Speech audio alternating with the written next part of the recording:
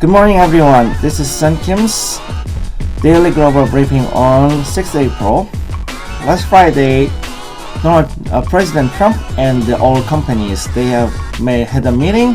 They had a meeting in 20 minutes in Fox, and it is broadcasted in Fox News. And Donald Trump said three things here, and I'd like to mention about it, and we'll give you some kind of forecast on the market. First, I'd like to check the three indices and the WTI price. Number one, Dow Jones Index. It closed falling, but it keeps the 21K lines. So it closed on 21,052.53 points. And it dropped 360.991 points, but it's still good, and it will keep some kind of box patterns for a short time. And next, I'd like to check the Nasdaq and the S&P 500, and they also have some kind of short-term box patterns too.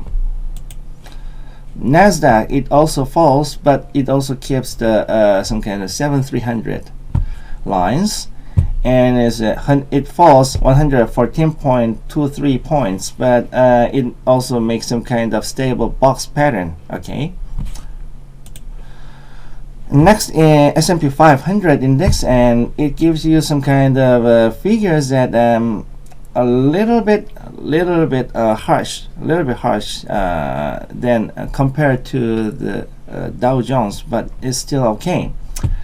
2,488.65 point it closed, and it dropped 38.25 points, but it also is good. Yeah, it can make a stable line.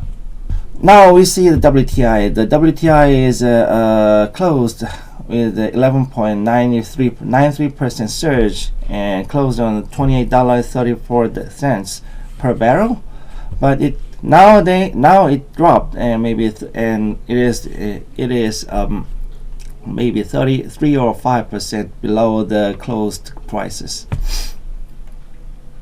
Next, I'd like to check the news today, and I got three newses from newspapers, two from Bloomberg and one from the Wall Street Journal. I'd like to give you news for Bloomberg first. Number one, all negotiators race for a global pact with U.S. oil imbalance. So Saudi Arabia, Russia, and other large oil producers are racing to negotiate a deal to stem the historic price crash. As diplomats said, some progress was made on Sunday. The G20 meeting of energy ministers were delayed from 6th April to 9th April.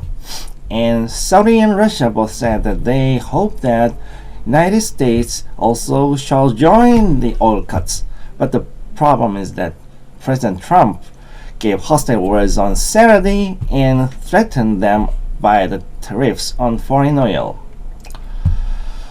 Next is really good news. It's a very kind of positive signs of the market, and the New York Governor Andrew Cuomo said that COVID-19 deaths decreased on Sunday compared to the Saturday death. New Jersey, the second highest number of the U.S. cases, also reported that a slowdown in the death rate too. Governor Cuomo also said that still is not the peak in the COVID-19, and we shall be more carefully check and see the situation.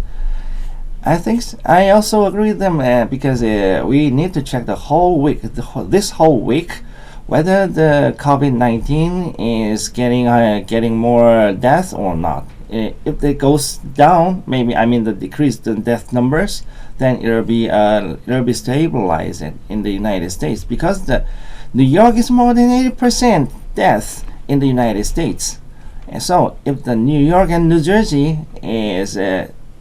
come down, then the United States can come down too. So for the elderly and those who underlying health issues shall stay home and practice social distancing. He added that, and in South Korea we also did that the same, and we extended 2 more weeks. 2 more weeks. So It is really important that keep your hands clean and keep your social distance with your families, or not the families, not with your neighbors or the other persons. It is really important. Next is the Wall Street Journal, and then this is about some kind of religious issues, but it is really important because the COVID-19 makes some kind of changes of their rituals and some kind of traditions. And so many peoples like Jews and Christians and Muslims, they all changed their way of worship services. So this is some kind of pretty interesting news. Yeah. So seated by a video conference, families struggled to connect for a Passover, Easter this year. At the first time, the original title included the Ramadan, but it is excluded now. So I'm sorry about that. Anyway, first time it includes the Ramadan also. Yeah. Okay, so let me check this one too. The COVID-19 changed the rituals of the religious feast. The Jews are doing their Siddur virtual. That they're doing some kind of make some kind of a virtual reality, and they're doing the Siddur with in the computers or some kind or in the computers or any other virtual reality, and then not gathering the families. Yeah, and you know that is some kind of breach of their law, the Jewish law, but they have to do it because they don't want to die anyway. And the Christians has online worship services. Yeah, we all already done it, and then in South Korea too. So does it, and so does it in Easter. Yeah, it will be extended after the Easter until the COVID-19 will come down. So social distancing blocked the gathering of families or of generations this year and make the rituals short, and recommended the people sit in front of the monitors by online worship services. And it is not only for the Christianity or Jewish peoples, but also in the Muslims too. Yeah. The problem is that Muslim also will take some kind of upcoming Ramadan ritual starting from 23rd April by online services and satellite TV too, because they are doing the fast, not only doing the fast, but also they are doing the ritual, some kind of worship services. So they go to the mosque for sometimes, but if they are very afraid of the COVID-19, so they close the Mecca and Medina also, and then all the worship services are closed in mosque.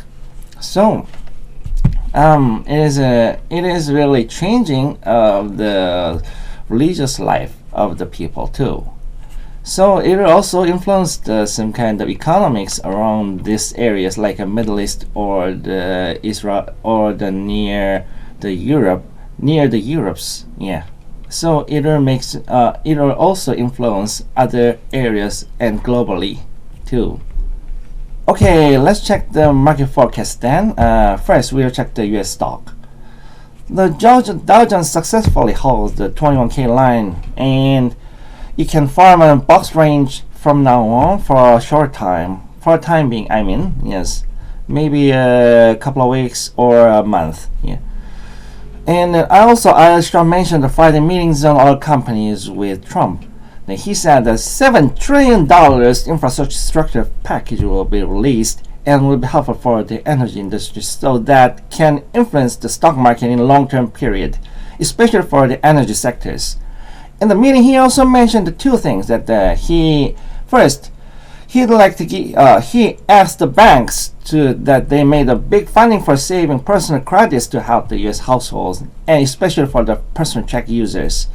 And finally, he said that he ordered the DOE, the Department of Energy, to contain all the crudes in whole U.S. storage area in this cheap price season.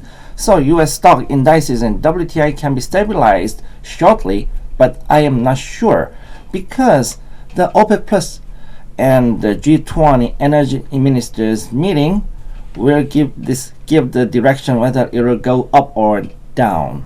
Next is the futures.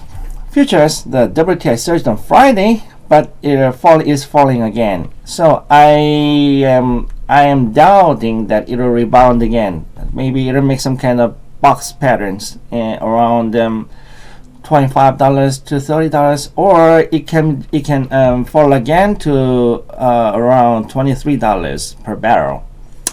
So I recommend you not to jump into the higher risk derivatives such as inverse or leveraged commodities. I told you last Friday, and also it is also effective. It is still dangerous here, and we have to check the whole week whether the OPEC Plus and the energy meeting is completely give you some kind of result. So finally, I'd like to tell you that today's focus that the oil can fall again for the delay of OPEC Plus, Saudi Arabia and Russia's meetings. So all I need to focus is whether the death tolls in New York and New Jersey is decreasing significantly this week or not.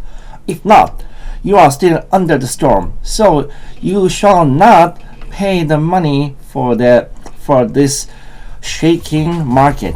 So you shall stay tuned on the news and invest very carefully in the market, and do not lose your principal for this period. There shall be another chance for you to recover all your investment. So take care of your money, and God bless you, and thank you. This is Sun Kim's Global Briefing.